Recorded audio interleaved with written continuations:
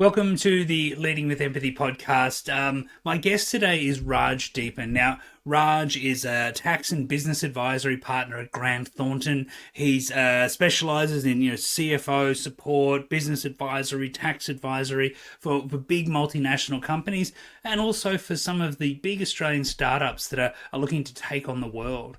What was really interesting when I talked to Raj is we sort of dived into the role of advisory and accounting firms and the different roles they play in played in the past and actually look to play in the future. And his insights around the relationships we need to maintain and have and build, the ways in which we need to change those over time, and the important focus on empathy and care for our people, our customers, and the partners that we work with in organizations. I think you'll love this conversation. It's a great pleasure to chat to Raj every time I get the chance. So here is Raj Deepan. Hi, Daniel. Go. G'day, Raj. How are you? Good to see you, mate. Yeah, you too, Daniel. Good to see you. Look, I know this is a really busy time of year. Maybe before we dive into too much, I'd love you just to explain a bit about you, what you do, why you do it, and what's a bit of the Raj story. Thanks, Daniel. Yeah, so I've been in the profession for about 34 years now. I started my career in London in 1990. Came to Australia in the year 2000, so been here 24 years. Can't believe it. It's gone so quickly. It was the year of the Olympics when I came, and it was also when the new tax system came in, when GST came in. We had the ABN system, GST came in. John Howard managed to get that through, so that was a big achievement, I think, for Mr. Howard.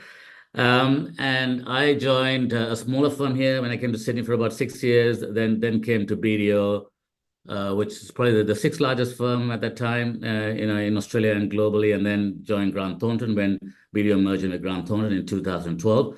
So I've been with Grant Thornton for about 12 years. In terms of my areas of expertise, I started in audit initially when I was in London. I used to do big financial institutions audits, banks, insurance companies. And then after coming to Australia, I've been more focused on business services and tax. And then from about 2009 onwards, working with multinationals. So the last 15 years or so, sort of became a specialist in the multinationals area. So companies mainly coming into Australia, setting up in Australia, and sort of help them from everything from setup all the way to reporting to dealing with APRA, ASIC, ASX, you name it. So a lot of compliance type work with those companies. They tend to be big companies, and they just need help on the ground because they operate in different jurisdictions. So we are the Australian experts, and we sort of help them with the Australian requirements. And then in around probably about 7-8 years ago, got involved in the startup space. That's the time Malcolm Turnbull came in and that whole this concept of innovation nation and so on. So tech startups were taking off in Australia, mainly in Melbourne and Sydney. And so we got involved in that space, helping entrepreneurs, and with them helping their business from early days, in terms of help raising capital, getting R&D grants, setting up employee share schemes, and also outbound. Here we are dealing more with outbound, so the companies that are Australian companies going overseas. Obviously, we had a few big ones that have been successful, like the Atlassians of the world, Canva, obviously more and more in recent times, but we'd like to have more of those, right? So that's the aim, is to create many more of those in the future. So we are working with those companies. So that actually is more exciting work, Daniel, because it's not really compliance. We're not just dealing with audit and tax and financials here. We're dealing with entrepreneurs, real business people, like people probably like the ones you deal with as well. Helping them with their businesses, and they're all different. They're new, they're innovative. So we need to learn as well. So along with them. So that's where I've been working now for the last few years. So I would say my split is 80-20, 80% international and 20% domestic. Yeah. Okay, cool. Look, that gives you a feel. Yeah. Yeah, that's great. And look, Yeah. you're right. Canva, Atlassian, they sound really sexy. Yes. And we'd like more of those. What Yeah. doesn't sound as sexy, and I want to understand this more, is you said you started in like the audit space, Yes. and I'm not sure how many people look at audit and go, "Oh, that sounds sexy." Yeah. What motivated you? Why did you get into audit when you started off in your career in London? Yeah, that's a good question. So at that time, I did a computer science degree at university, right? So I went in not knowing exactly what I wanted to do, right? Whereas sometimes people know exactly what they want to do. They want to be lawyers or doctors. I was more open to it. So I just said computer science. And at that time, it was a big six. Now it's called the big four. And there were big six accounting firms. And they used to come and interview people at the university. So I got interviewed. We used to call it the milk round, I think. So the first interviews at the university, and then they select you to then go in. And in the UK, they didn't have a pre-requirement to have an accounting qualification. In Australia you do. In the UK, you don't. So it was just like it was one of those things. I'd done this computer science degree. I'd done some programming in computer science, sitting in labs and programming in the evenings and so on. I didn't see myself doing that for a career. And at that time, joining the Big Six was a big thing. So okay, when I got the offer, I said, yeah, let's start. Mhm. And in terms of why audit, I mean, audit is seen as a good stepping stone, Daniel, because you get to go and work at different clients. They tend to be big clients. It's a larger clients that require audit. So it gives you an exposure to different industries. So I mainly worked in the banking and finance sector, but you can work in different sectors. So the floor that I was on, we all just worked in banking and finance. There's probably about 400 people on that floor. So yeah, so it gave me an exposure to large companies in that industry, and it's a good learning curve. You work Mm. with different teams. You go out on audit. Sometimes you go and stay away as well. I remember traveling out of London to the suburbs outside of London, interstate and so on, and staying there and doing audits for 3 or 4 weeks or sometimes a couple of months at a time. So building team camaraderie, working together, tight deadlines, so long hours, unfortunately, but it's a good steep learning curve. Yeah, And I want to ask you more about audit companies stay because, on. Yeah, yeah, I've worked in the banking financial yeah, services sector, and it's not universal, but often audit can be seen as the police that are coming to get us and to yes, find us out, to make life hard, yes, to uncover the things we've done wrong, yeah. and from that perspective, there can be a level of distrust between, particularly an organization and external auditors. How did talk me through your experience there? Did you find that? How did you deal with that? What did you learn from that experience? Yeah, good question. I mean, audit has evolved. It's very different to what it is now to what it used to be. Some of the big cases like the Enron case and so on changed audit forever, right? So Mm-hmm. that led to the Arthur Andersen collapse, and after that, it's become more very prescriptive the way you do audits. Prior to that, it was more relationship based. You understood the client, right, and then you worked on your understanding of the client, right? So, and also, I was at a probably more junior level. I was not at a partner level, right? Yes, it is. It can be challenging because you're going into somebody's organization and interrupting their daily work and asking them questions about what's this and what's that and reconcile this and reconcile that. But it was seen as an unnecessary evil in some ways. Yeah, yeah. So or necessary evil. Sorry, necessary. That's Necessary. right. Right. Yeah. Necessary evil. Get my Yeah. terminology right. So and it was part of doing business, right? And the auditors had to be independent, right? Because they had to go in and audit the company and report to the shareholders, right? Yeah. So it all came down to relationship. The main question from clients is they don't want to see new auditors every year. They don't want to explain the same thing again and again. Yeah. Yeah.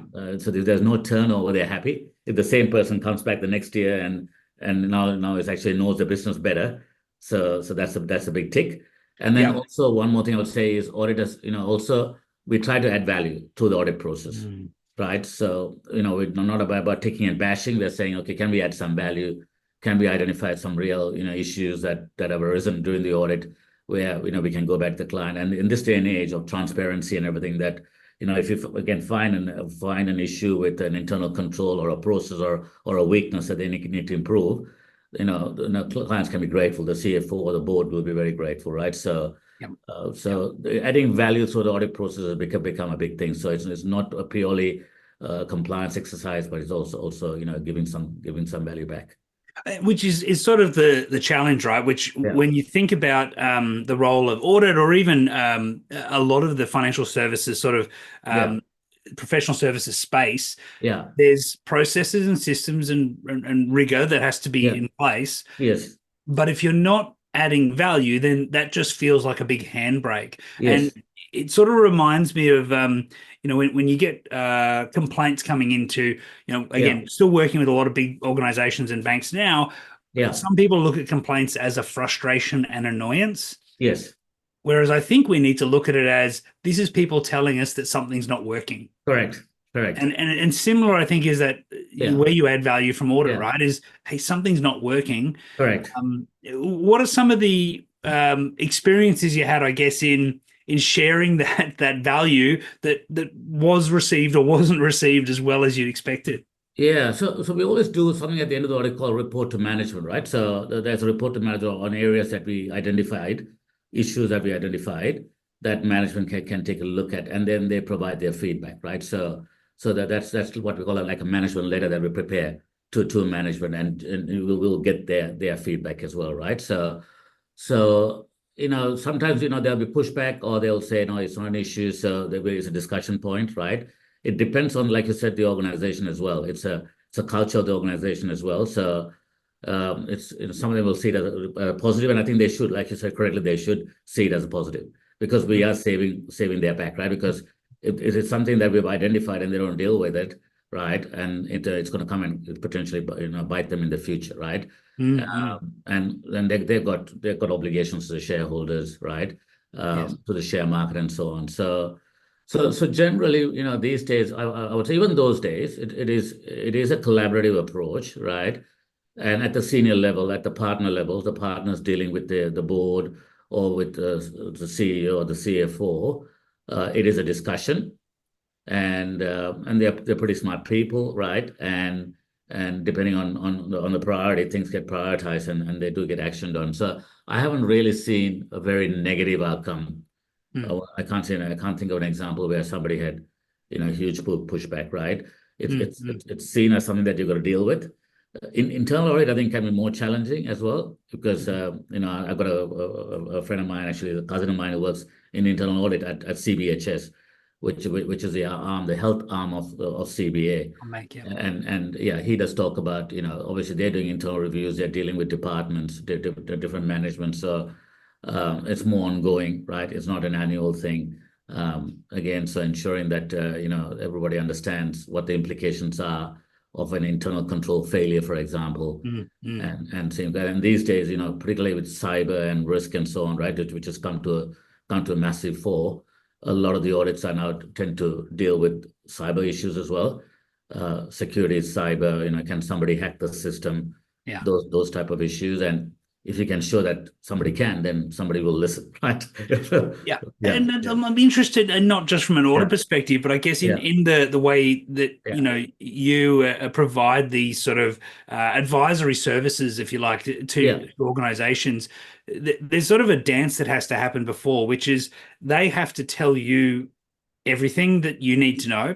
Yes, And then you have to have access to explore that openly, yes, ask questions, yeah, challenge. You know, yes, there's quite a relationship. It can seem like it's as you said, compliance can feel like it's ticking boxes yeah, and filling out forms, but yeah, actually there's a relationship piece that must be there. How do you go about, I guess, when you're working with clients, whether they be new or existing, yeah, building that trusted relationship so yeah, that they give you what you need. You can ask the questions that yeah. communication can really open up. Yeah, exactly. Just on the audit clients, Daniel, right? There's this independence issue as well. So that there's, Yeah. when we do an audit, an external audit, then we can't provide really many other services, right? So as an external auditor, we go in, we are independent, we do our checks and balances, right? We interview management, right? We Yes. look at their board minutes that have happened during the any major events, activities, new systems, they've opened up in new markets. So we look at all those things, right? We're trying to get a holistic understanding of the business. What has changed during the year? What are the potential risks? Have they opened up in the middle of nowhere? And what is the economic risk or the country risk of operating in that country and so on? So that's the hat we need to wear. We need to be independent. We need to interview and we need to be smart as well. Like you said, ask open-ended questions, right? And we'll ask things like legal representation. Give us all your case files, so that we can get understanding. And if it's a listed company, we'll study what's in the market or what statements that have been put out. So and then we then making recommendations, right? Or we are identifying, not recommendations, we are identifying issues that have arisen, and then it's up to the client to then address them. We can't address them Yes. because of independence. We can't address them. Yeah. So that's very different to consulting agreement, a consulting engagement, Hmm. where we're going into a client with a consulting lens. So we got a consulting team. They do a lot of work in retail. So during COVID, for example, they specialize with the Myers of the world and so on. There was a lot of work done in retail, retail chain, supply chain. That's the right word, supply chain, Yep. optimizing supply chain, dealing with the COVID issues that came up.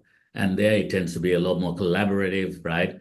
How are we solving a problem? Because we're sitting on Mm-hmm. the same side of the table. We don't have any independence issues, right? So it depends on the type of engagement as to how it's run, how it's conducted, and how the communication goes, right? In audit, there is a relationship for sure, but there is also we've got to maintain independence and impartiality, right? So through the entire process, because our obligation is to report to shareholders. Yeah.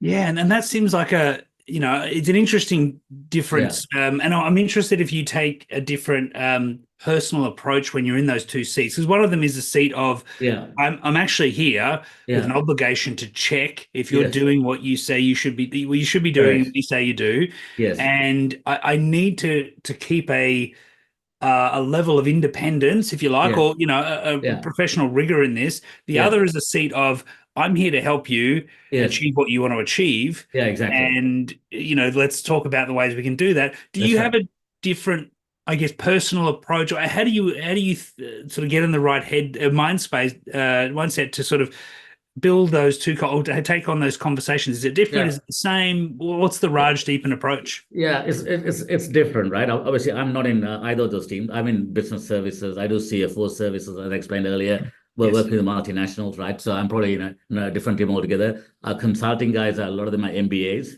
right? They're MBAs by profession, by qualification. They're trained to go and look at issues and deal with issues. The guys in audit are trained to be auditors, right? They got their green pens, so they're first trained to be an auditor, right? So they can't just accept a story, right? They got to verify. So I might come and say to you, let's say, you're looking after a sales book and you got $100 million in debtors, and I come and say, Daniel, are there any bad debts in your book? Are there any bad debts? And you might say, no, everything is fine. All my clients are going to pay. But then I've got to go and look at your 90 days or things over 120 days. Says, how come this 10 million is not paid? Okay, tell me why, and show me all the correspondence. Well, when you're trying to chase up this 10 million, right? And then I got to make so I got to probe. I've got to probe you, right? That's my job, to probe you to then make so for me to say, look here, I'm happy to accept the 10 million in full as a debtor, or I'm going to provide against it. I'm going to provide against it, right? So And and that's the thing. So the hat's different yeah. because you need to verify. You need to. There's a lot more verification work involved. Yeah, yeah, It strikes me though that if I was providing consulting, I'd probably also want to verify. If I was just, in even I guess in yeah, your role now, when you're yeah, working with say startups, and yeah, and they might say to you, "Oh yeah, here's our strategy. Here's how it's yeah, going to play out." yeah. Do you still take that approach of, "Well, hang on, are you sure that's going to play out? What Yeah, about?" we challenge that. We ask the tough questions, right? So one of the feedback we get from all our clients, and I'm sure other firms do as well, Daniel, is the clients not challenging their clients. And so we survey our clients every year after every assignment, and we'll survey. And generally clients will say they're pretty happy, proactive, whatever it is, but they'll say, do you challenge us and so on? We don't get a good score because we're scared to challenge as well sometimes, because we Mm, think if we challenge, they won't like us, right? So if I go and challenge entrepreneur and entrepreneur say I'm going to do this, or a small business says this time I'm doing 10 million, next time I'm going to do 20 million, right? So let me challenge your assumptions, right? And let me hold you accountable. That's the yes. other thing, right? You said you would do this. I'm going to catch up in a quarter, in the next quarter, and I'm going to ask you, have you achieved those, right? So it's a sort of different. It's not checking, but it is actually, yeah, challenging in a way for their goodness, because you're saying, we're going to challenge you or hold you accountable, is probably the right word, right? Mm, So that you meet your objectives. At the end of the day, you're going to meet your objectives. And you've got somebody independent who's coming in there and saying, these are things we said we would do, and why haven't we done those things, right? So we ask those type of questions, right? So, but it tends to be definitely more collaborative. We are sitting on the same side of the table, yes. right? Whereas audit, you feel like you're sitting on the opposite sides of the table. Yeah. Yeah. And in both games, and particularly in the sort of when you're consulting and giving advice Yeah. and supporting this growth, I always feel like we could Yeah. separate two distinct worlds here. One is Yeah. let's look at the numbers, the data, the processes, the systems, like Yeah. there's the what I'd call the tangible pieces. Yes. Yeah. For people who have got backgrounds in accounting, Yeah. mathematics, engineering, they love that stuff, right? They It's love that good stuff. stuff. Yeah. But Yes. the other part is, Yeah. do we have a trusted relationship where I Yeah. can challenge you? You can Yeah. be honest with me. We have Yes. transparency. Yes. You want to be someone who can say, I think that's bullshit. I don't think you're going Exactly. to make that number. That's Exactly. just you pulled that out of nowhere and it's got no Exactly. basis. And Yes. if we plan on it, we're going Yeah. to fail. Exactly. That's That's it. a tough conversation. How do you build the trust? How do you make Yeah. sure you build that relationship? Yeah, and yeah, that's definitely the challenge, right? And it's not easy, and that yeah, it comes down to people doing business with people, right? So we try and marry the right people as well. So one of the things we're looking for is, we do the right relationship, right? So if it's a startup and so on, we're trying to find people who fit that character and personality. It is Yeah. about winning the confidence as well, I think, Mm. right? So you got to deliver before you can challenge. You got to deliver, right? You got to be there. You got to listen, right? And show that you're listening. So a lot of it, I think, listening skills, right? And being proactive with them, right? And bringing things to them that they're not aware of, right? So showing that interest and then slowly building that rapport, right? To say that, now that, now what is our role? Let's define our role. Mm. And then, say that we will challenge, to get permission to challenge, right? And a lot of them will give us permission to challenge, right? Once we get that trust, they will give us permission to challenge. And Do, then, do you ever find, Raj, because yeah, you're a yeah, partner now, you've got responsibility to yeah, not only support clients but lead people. Do you ever yes, find that either you or your people have this challenge where they feel like there's a trade-off between I want the client to like me and make sure they yeah, keep hiring us, but yeah, I also want to push them into a bit of discomfort where they might yes, not like it. yes, And yeah, and you're sometimes faced with this challenge, right? Which one do I correct, take? There's a exactly. path that is going to be low resistance, Yeah, but might lead us in the wrong direction. And yes, there's a path that I think is the right way to go, but gee, it yeah, could cause some friction and tension. How do you exactly. advise around what to do in those situations? Yeah. I mean, that's a great question, right? I mean, and this is really training up our people as well, right, Daniel? We need to train our people up.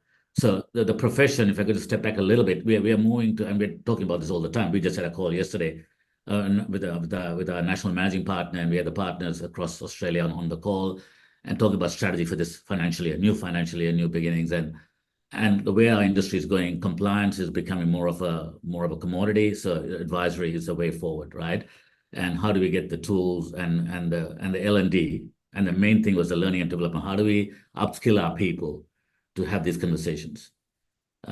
So to build a relationship, not go out there, understand the client's business, ask all the right questions, the curiosity, right? It's the curiosity. People love talking about their business, I find. Once you ask questions, they would love to talk about their business.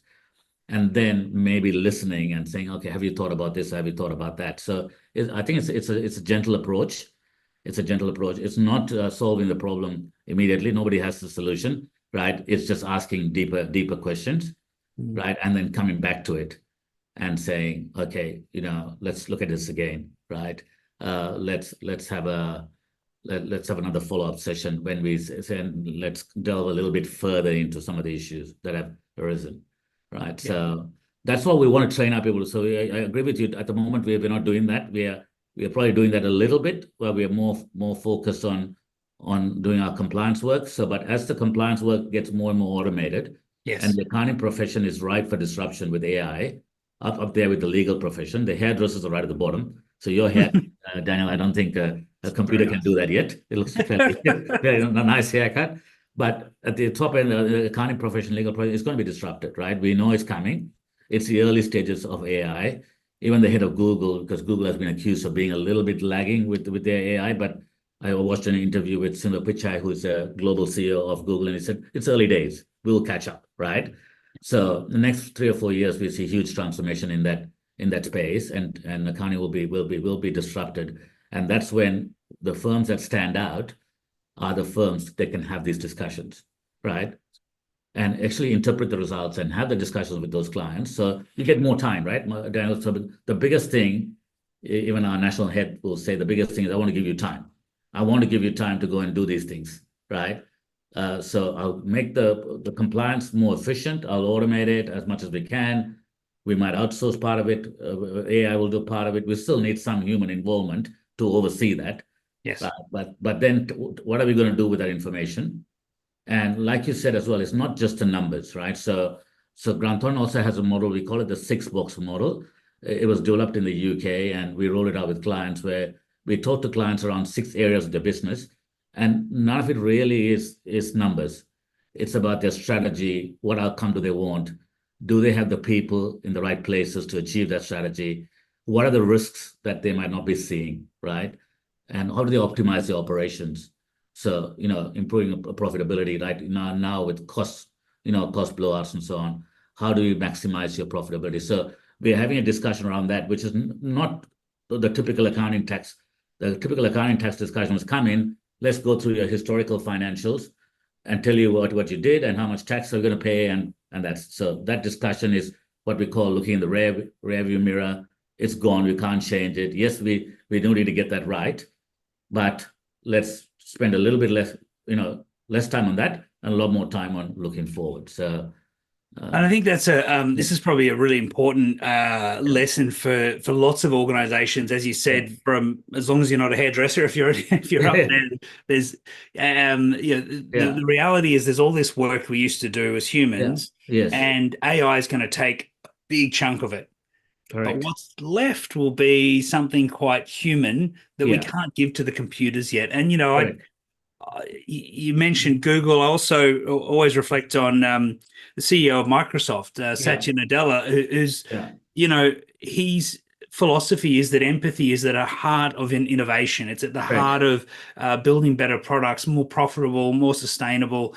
And it sounds like you're sort of suggesting the same thing. We want to correct, create more time yes, for our people to have deep understanding, empathic understanding of what's going on. That correct, conscious curiosity of what drives you, yeah, and again, if I think about what excites you about the work with yeah, new organizations, for example, yeah, startups, yes, what drives you? What do you get the thrill when you wake up in the morning and look at your yeah, calendar? I'm yes, sure there's some meetings yeah, in there you go, oh, I wish yeah, that wasn't there. But yeah, what are the ones? Tell me yeah, about the ones that you just go, excellent, this yeah. is going to be a good session. Yeah. So generally, I think my sort of outlook is very outcome driven, right? So I try and be very outcome driven and say, try and understand what the outcomes we're trying to achieve are. It could be a simple thing as I want a company in Singapore tomorrow because I'm going to sign a contract. So how do we make that happen, right? So once the network connecting the dots. So helping clients to achieve that, I'm interested in. It doesn't matter who the client is, right? Whether it's a growing client or established client, if they want an outcome, how do we best? The world is small, the world is big, but it's also small. Who do we know to make that happen? But in terms of the more exciting ones are the entrepreneurial type stories, right? So we want to be involved, as I said, Atlassian, Canvas of the world. There's only a limited number of them. But if I could say when I retire in another 5 or 6 years' time, I was involved with one of those, that'll be exciting, right? To see the journey, how they operate, how they think. And a lot of this, talking about the empathy thing, right? I can remember one of the guys out of China who's the famous guy, the billionaire in China, Jack Ma. Yeah. Jack Ma was speaking at one of the universities in Hong Kong, and he said it's not IQ or EQ anymore. It was not like he said it's love Q, right? So to me, that's the empathy side of things, right? So it is really being with your clients, understanding who they are, their challenges, right, and being part of that. It's that partnership. I wouldn't say trusted advisor. It's I don't. That's an old term. I think trusted advisor. Some people still like to use it, but for me, it's more of a being there. Being there when it's needed. When Yes. it's needed, you're there. You're sort of somehow ahead of the game, right? So I'm making the call before the client calls me, and I want the client to say, "Yeah, I was about to call you, Raj. How did you know?" How did you- I mean, that's really, really, really what's exciting, right? And for me in the profession as well, the variation is good as well. I like the variation, right? I never worked in industry, right? I could have, but I thought about it, but I've remained in the profession. And me working with, different teams, different cultures, different countries, different ways of looking at things, right? Makes it interesting, right? So, like, Mm. dealing with Singapore is very different to dealing with the UK, for example, right? The attention to detail is a lot more, right? So, whereas with the English, it's a bit more pragmatic, right, in the way we do things. So, different markets, different learnings, and so on as well. So that it all makes it interesting. And then the whole thing of collaboration, right, is another big piece for me, right? Mm. Because we're living in this VUCA world. I don't know if you've heard of the term VUCA, Daniel. Yeah, Yep. volatility, uncertainty, complexity, and there's another one, the Ambiguity. ambiguity, the A stands. Yes.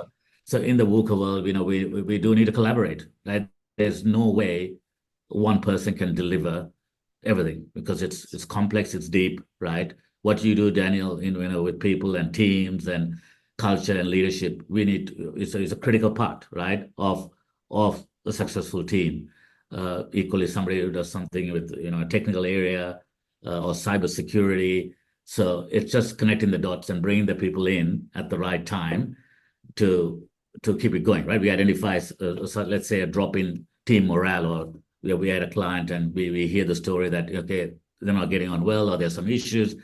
How do I bring somebody in and say, I suggest you have a chat with Daniel, for example, right? So just having that awareness, right?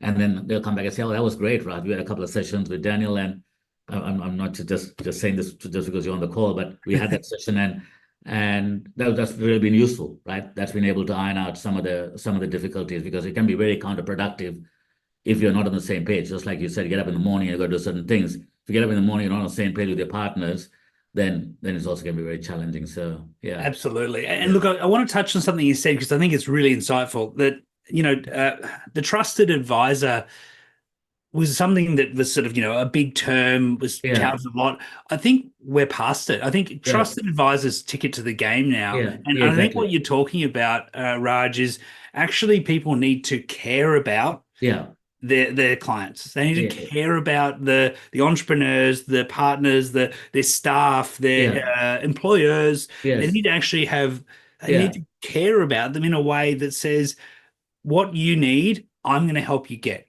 yeah, And as you exactly. said, whether that's us or someone else, if I can connect the dots, if I can sort a solution out, I care about you and your success enough to go past the billable hours, right? Go past Absolutely. the A- invoice. Absolutely. And it's not about us getting the fees, it's about getting the right outcome, right? So if I know somebody's going to get the right outcome, then I'll trust, I'll put them in front of the client. But the care, we got care values as well. We launched our care values about 3 years ago. Our CEO can talk to it. It's care for our customers, care for our people, and care for our community. So we center everything around that, right? So we care for our people, make sure that, for example, we've got policies around we do the 9-day fortnight, Daniel, right? We are the first professional firm in the world, I think, to do this. So we recognize that people do need to recharge, right? And it was not just, during COVID and so the process, there were good salary increases, right? But that was not the be all and end all. So, and we're getting very good feedback from our people in terms of, them having that extra day off, whether it's half a day a week or a day in a fortnight, they can take it whichever way they want, and they're using that time to do things that otherwise they might have done on the weekend, which frees their weekends up to do other things. Yeah. And it's about being more efficient. We said to people, it's not about working long hours. We're going to give you the tools to make it more efficient. Things like cutting your meeting times down from half an hour to 20 minutes, right? Or not having a meeting if you don't have to have a meeting. You can make those calls, right? Mm. Doesn't matter what level you are, you can call and say, look, do we really need a meeting today? Right, I'm going to get on and get ABC and ABC done today, right? So everybody is open to make those calls to make their life, make their lives better, more efficient, so that we can all have this time off, right? So Yeah. so that's an And illustration of care for our people, right? So 100%. yeah, This idea of care sort of loops back to what you were talking about yeah, earlier as well. It takes time. You Yeah. have to invest time to care about people. You should Exactly. invest time in people you care about. And my interactions with you, Raj, has always Yeah. been that willingness to take time and have a Yeah. conversation. And I Yeah. think that will obviously flows through to your Yeah. clients, your partners, and Yeah. your employees. Yeah. Look, I'd love to ask you. I've got my empathy cards. These are just a little pack of cards. I ask Yes. people some random questions, Please do. I'll see if I and can answer so them. love to throw a few at you. Okay. Who is someone you really admire and why? Oh man, that's a difficult question actually. Uh, I don't know. In terms of leadership, I guess my our CEO, Greg, right? Because I've seen him close to action, right? I've read about other leaders through various programs, but yeah, in terms of what he has achieved with our firm in the last 8 years, I think he'll do one more year, right? At least, yeah.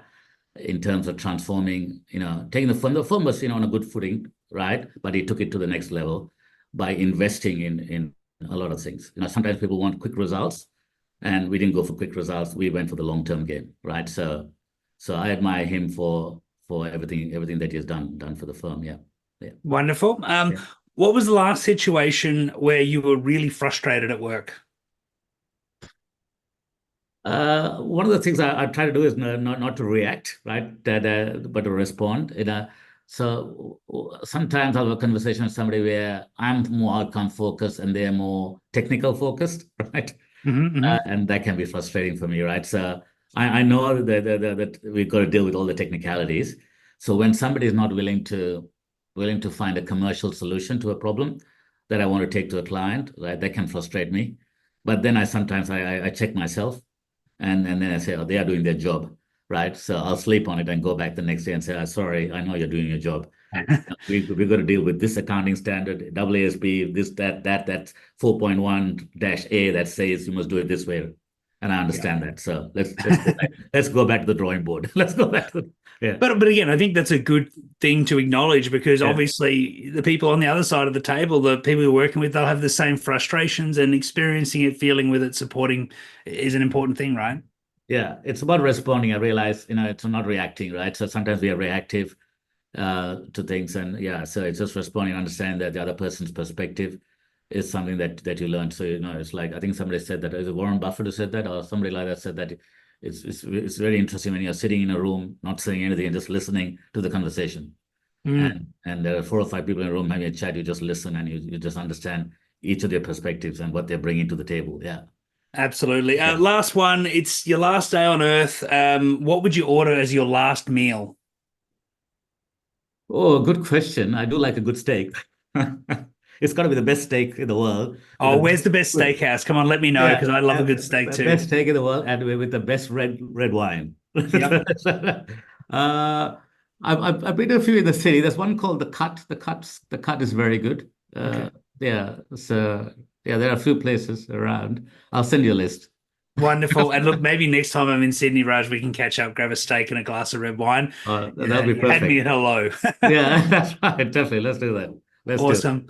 Look, Raj, it's been so great to talk to you, to uncut, unpack sort of your journey, and also just to really, I love that idea of getting beyond the trusted advisor. It's now time to care about our customers, our people, our partners, and everyone that we're working with. Actually, have that genuine care, and hopefully, we can push more of the compliance work to the computers and build more of those relationships that we need. Absolutely, absolutely. It's always a pleasure, Daniel. Every time I see you, it's always a good discussion, and look forward to seeing you in person soon. Thanks so much for your All time. right. Take care, Thank you. Raj.